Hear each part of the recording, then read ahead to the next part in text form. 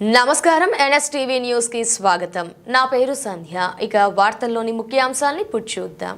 Kakinada rural పరిధిలోని సర్పవరంలో మేక మాంసం పేరిట బీఫ్ కలిపి విక్రయిస్తున్న దుకాణదారుణ్ణి మేక మాంసం వర్తక సంఘం సభ్యులు పట్టుకున్నారు.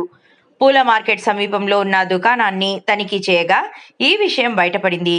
వెంటనే దుకాణ నిర్వాహకుడిని పట్టుకుని గ్రామ పంచాయతీ సెక్రటరీ శ్రీనివాస్ కు అప్పగించారు.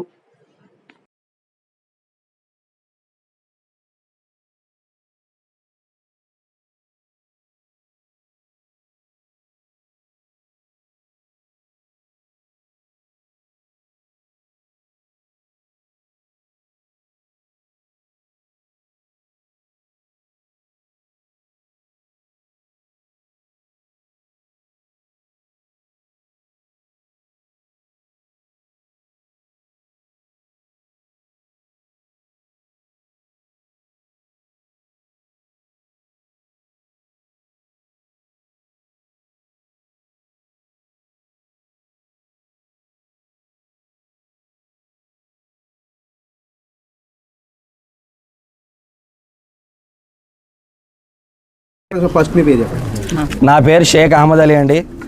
నేను మేక మాంసం వర్తక సంఘం నుంచి వచ్చాము. మేము అందరమును నా షాపు కొత్తపేట మార్కెట్ లోపల. మేము ఇవాళ ఈ రోజున కొత్తపేట సర్పవరం పూల మార్కెట్ శ్రావణి మెడికల్ షాప్ పక్కన షాప్లో మేక మాంసం అని చెప్పి గొడ్డు మాంసం అమ్ముతున్న ఆయన్ని పట్టుకొని, భాష అనే వ్యక్తిని పట్టుకొని సర్పవరం సచివాలయంలో అప్పచెప్పడం జరిగింది. వాళ్ళు తగిన చర్యలు తీసుకుంటామన్నారు. స్టేషన్లో ఆయన్ని అప్పచెప్తామన్నారు. మాకు హామీ ఇచ్చారు. ఈయన తక్కువ రకం గొడ్డు మాంసం చచ్చిన మేకలు తీసుకొచ్చి 600కి 500కి అక్కడ విక్రయించడం జరుగుతుంది. దీన్నంతా నివారించడానికి మేము అందరం ఒక మాట అయ్యి 4 రోజులు మా మేకల కమేలా సెలవు ప్రకటించి మేమందరూ ఒక మాట మీద ఉండి వీళ్ళని పట్టుబడించడానికే మేము బయటికి వచ్చాము. ప్రజలు కూడా మమ్మల్ని సహకరించాలి. తక్కువ రేటుకి అయితే ఏదీ రాదు. మంచి మాంసం కావాలంటే డబ్బులు పెట్టాల్సి వస్తుంది. తక్కువ రేటు మాంసమే తక్కువకి వస్తుంది. మంచి మాంసం అయితే రాదు. పోతు మాంసం, మేకపోతు మాంసం ఏది తక్కువ రేటుకి రాదు. ఇలాగా చచ్చిన మేకల్ని, జబ్బు పడిపోయిన మేకల్ని ఇలా గొడ్డు మాంసం కలిపి అమ్మాయి వాళ్ళే తక్కువకి అమ్ముతారు. తక్కువకి అయితే ఏది రాదు.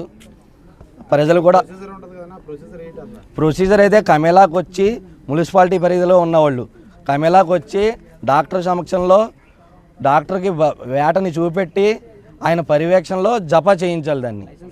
అప్పుడే దాన్ని ఆయన స్టాంప్ వేస్తారు. ఇక్కడ సర్పవరం ఏరియాలో అది ఏమీ జరుగుతలేదు. యథేచ్ఛగా కోసుకుంటున్నారు. కలవట్ల పక్కన, కాలువల పక్కన కోసేసుకుంటున్నారు. అది కూడా పంచాయతీకి వచ్చి పంచాయతీలో విన్నపం ఇచ్చాము మేము.